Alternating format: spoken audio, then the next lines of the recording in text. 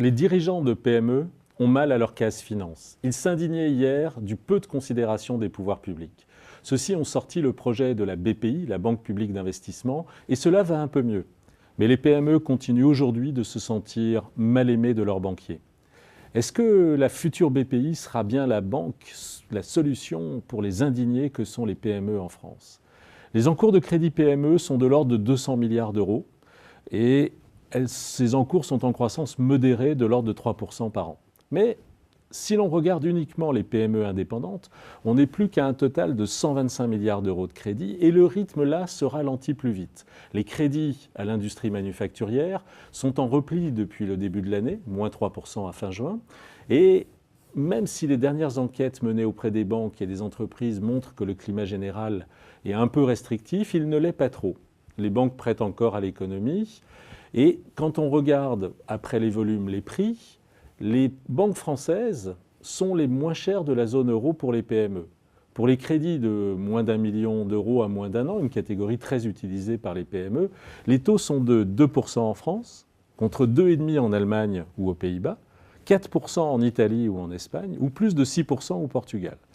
Que l'Europe du Sud ait des problèmes, c'est normal.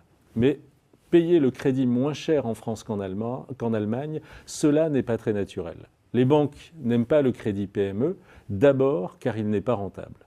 Bref, il faudrait des crédits un peu plus chers, le retour de la cote d'amour à un prix. Alors, comment expliquer les lamentations des PME? D'abord parce qu'une situation moyenne cache des situations contrastées. Ensuite, parce que dans la catégorie des PME, il y a celles qui appartiennent à des grands groupes et dont la situation est sous contrôle, et celles qui sont indépendantes.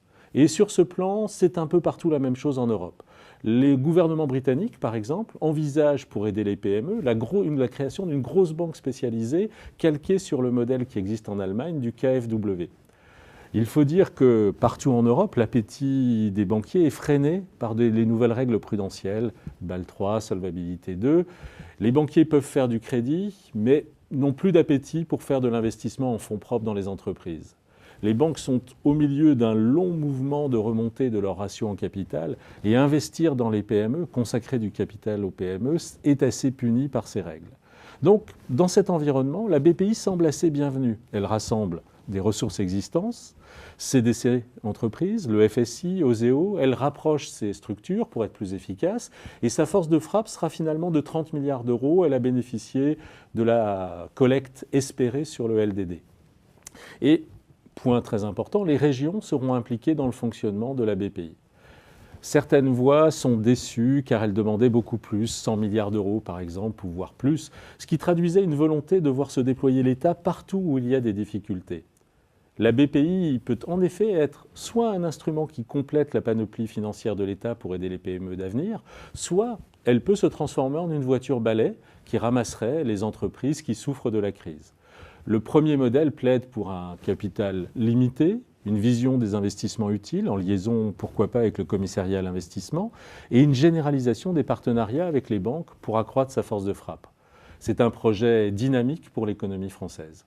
Et il vaut mieux choisir ce projet-là. L'autre modèle a déjà été expérimenté plusieurs fois en France. Se souvient-on du triste épisode des sociétés de développement régional, les SDR, qui ont fait faillite il y a 20 ans en alliant de bonnes intentions et de mauvais principes? Allez, on ne va pas recommencer, c'est ça qui finirait par provoquer l'indignation des PME et de tout le monde.